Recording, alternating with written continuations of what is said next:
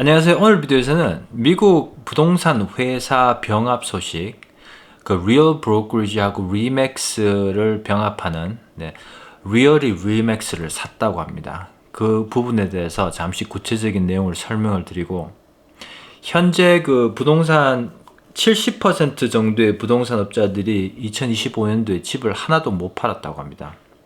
상당히 큰 문제인데, 그 큰 문제에서 이제 이게 실제적으로 계속 이렇게 지연이 될지, 이런 식으로 계속 갈지, 그 다음에 부동산이 어떻게 되고, 소비자 입장에서는 어떤 부분에 대해서 좀 중요하게 생각해야 되는지, 이게 결론적으로 봤을 때는 브로커리지는 그 회사 자체는 그렇게 크게 영향을 안 미치는 것 같아요.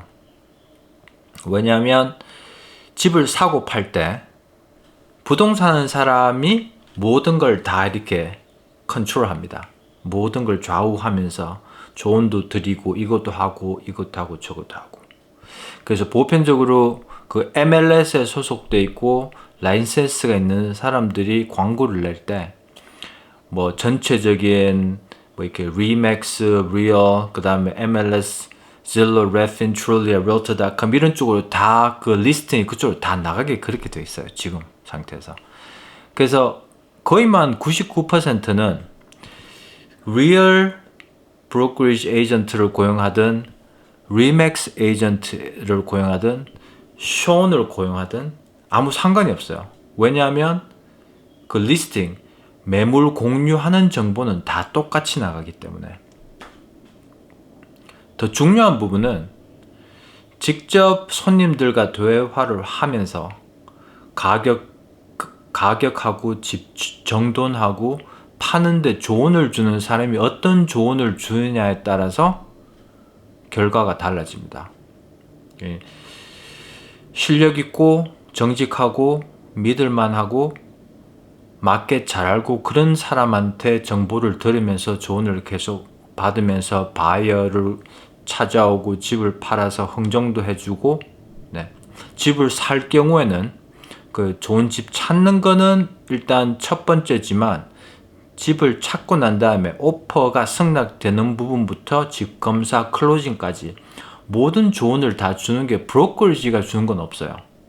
브로커리지하고 직접 이야기하는 경우는 문제 생기는 이상 아닌 이상에는 브로커리지 주인하고 이야기할 경우는 한 번도 없습니다. 전부 다 리얼터하고 상담하고 거의 100% 대화가 1대1로 되는 거기 때문에 이게 아까도 말씀드렸지만 어떤 브로커리지인지 상관이 없어요.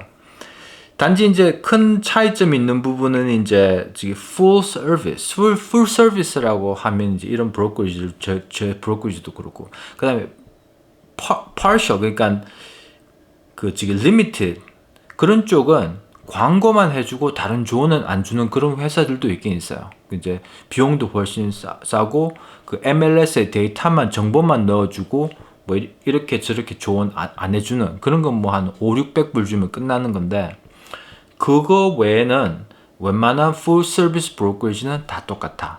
그렇게 말씀을 드리고 싶어요.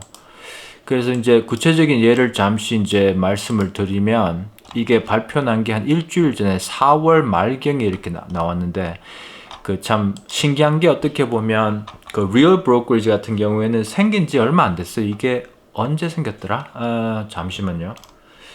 이 회사가 생기는 연도는 잘 모르겠는데요. 제가 봤을 때 한 2015년 정도에 생겼나? 잠시 제가 보겠습니다. 그 다음에 지금 갖고 있는 그 에이전트 숫자도 한 4만 명 정도밖에 안 돼요. 리얼 브로커리지.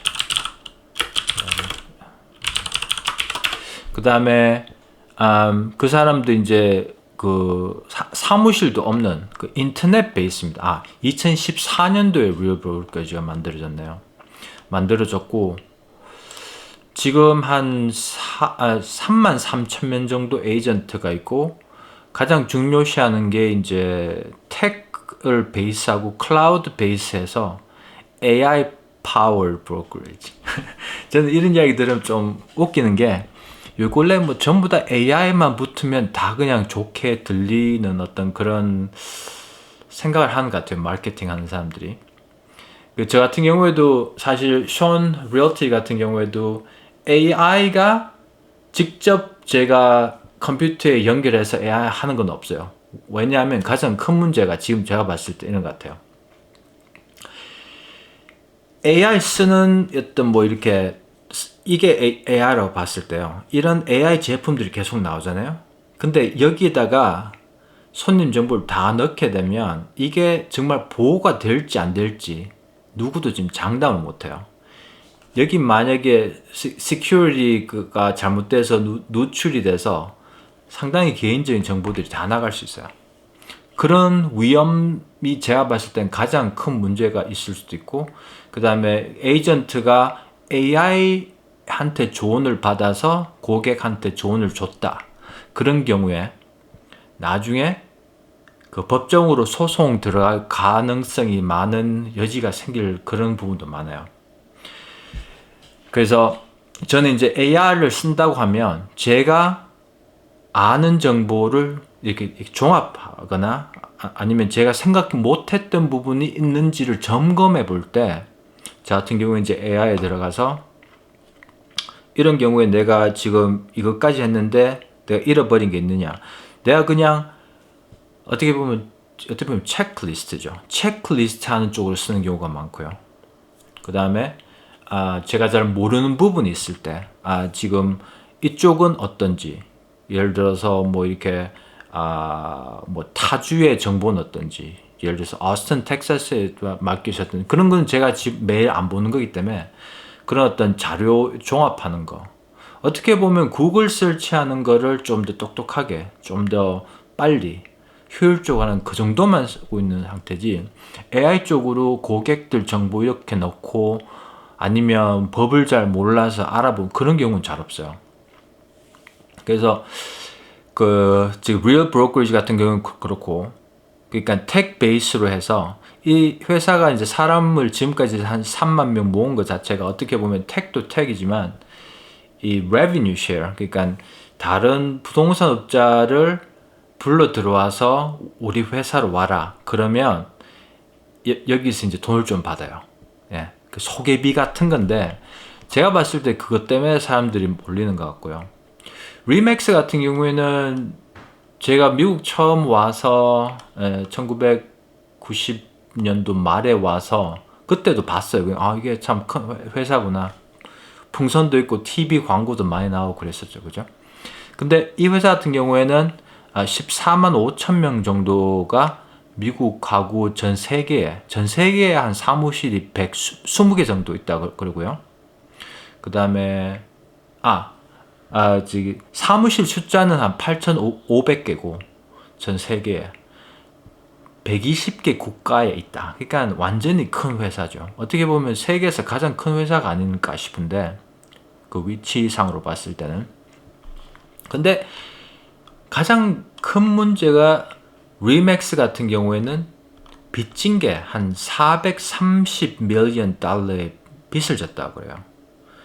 현찰로 갖고 있는 건 한 118 밀리언 정도를 갖고 있지만 그 부채 받아 놓은 게 한 430 밀리언 달러가 된다고 하니까 이 880 밀리언으로 산 가격의 한 반 정도는 부채 갚는 데 들어간다. 네, 이렇게 보여지는 것 같죠? 네. 그래서 이게 솔직히 따지고 보면 이렇게 큰 회사 그렇게 많이 빚을 지고 있다는 것 자체는 특히나 지난 한 4, 5년 동안 돈을 많이 못 벌었다는 거죠. 그죠? 그 다음에 예를 들어서 아까도 제가 말씀드린 것 같은데 거의 한 70%의 미국 부동산 사람들이 집을 2025년도에 하나도 못 팔았어요. 그 한 30%만 집을 최소 한 개에서 더 이상 팔았다는 이야기죠. 그렇게 봤을 때 그 숫자를 14만 5천 명에 적용을 하게 되면 70%면 14만 5천 명 중에 거의 한 10만 1,500명 정도는 집을 하나도 못 팔았다는 거예요. 그래서 이게 만약에 이 여기 저기 리맥스에 있는 에이전트가 집을 더 많이 팔았다면 좋은 병합일 수도 있겠죠, 그죠? 근데 거의 한 10만 명 에이전트가 집을 하나도 만약에 못 팔았다면, 그 다음에 사무실 건물도 많고 나가는 지출도 많고, 이 오버헤드라고 그러잖아요. 그 한국에서는 그 사업하는데 자금이 들어가는 사업 지출 금액이 너무 많은 상태에 있는 회사를 돈을 빚을 져서 산다. 네. 그래서 상당히 제가 봤을 때는 리스크가 높은 것 같아요. 특히나 요 근래에 부동산 팔리는 숫자가 정말 낮은 상태에서, 뭐 어떻게 보면 사업이 안 될 때 사업 안 되는 회사를 사서 사업 잘 될 때 돈 많이 벌어 먹는 게 어떻게 보면 사업하는 방법이겠지만, 상당히 리스크가 높은 거. 그 다음에 만약에 리얼 같은 경우에 자기네들이 갖고 있는 어떤 텍, 뭐 AI 이런 거 정말 잘 적용해가지고 리맥스를 이렇게 다시 빚을 져 있는 거 갚고 다시 더 돈을 많이 벌 수 있는 회사로 바꿀 수 있는 그런 어떤 확신이 있다면 좋은 병합이겠죠, 그죠? 네. 그래서 근데 제가 봤을 때 그렇게는 장기적으로 봤을 때 안 될 것 같아요. 이 부분이 소비자들 분들께서 이제 생각해 보셔야 될 부분이, 그 트랜잭션, 그 집 팔리는 숫자 자체는 많이 늘어날 수 있어요. 예를 들어서 뭐 이자율이 조금 떨어지거나 아니면은 경제가 활성화되거나 직장 잡 마켓이 좋아져 가지고 돈을 사람들이 많이 벌고 소비자 어떤 확신 같은 것도 많이 올라가고 그런 상태에서 트랜잭션 집 팔리는 숫자는 늘어날 수 있는데, 그 늘어난다고 해도 제가 봤을 때는 2025년도에 30% 집을 팔았던 에이전트들이 더 많이 팔고 70% 에이전트 집 하고 못 파는 에이전트들은 또 그렇게 갈 것 같아요, 제가 봤을 때. 그렇게 본다면 어떻게 보면 시스템 상으로 에이전트 숫자가 너무 많은 게 아닌가. 네. 그 다음에 에이전트가 집을 더 많이 팔 수 있게끔 어떤 코칭하는 것도 바뀌어야 되지 않는가. 그 다음에 만약에 시스템 상으로 부동산 하는 사람들이 너무 많다면 바뀌어야겠죠. 네, 지금 한 1.3 million 에이전트 정도가 있는데 전국적으로 제가 봤을 때는 한 4, 50만 명 정도 감축이 되지 않을까, 제가 봤을 때. 왜냐하면 이 돈 하나도 못 벌면 라이센싱 비하고 리얼터로 남아있는데 돈이 너무 많이 들어가요.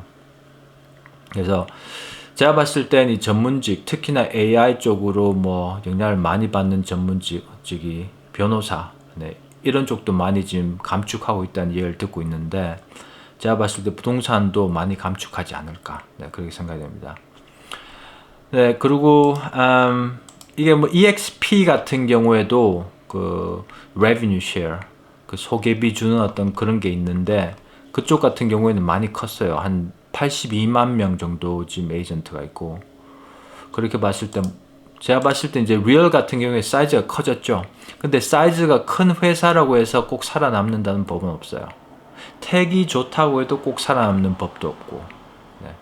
레드핀 같은 경우에 택은 정말 좋죠. 근데 부동산 하는 그 마들 자체가 salary base, 커미션 베이스가 아니기 때문에 제가 봤을 때 그 사람들 돈이 많이 잃어서 다른 회사에 병합이 됐죠. 네, 팔렸어요. 그래서 두고 봐야겠지만 그 정도까지 오늘 말씀드리고요. 생각이 있으시면, 어떤 의견이 있으시면 문구에다 넣어주시면 감사하겠습니다. 봐주셔서 감사하고요. 다음 비디오에 뵙겠습니다. 안녕히 계세요.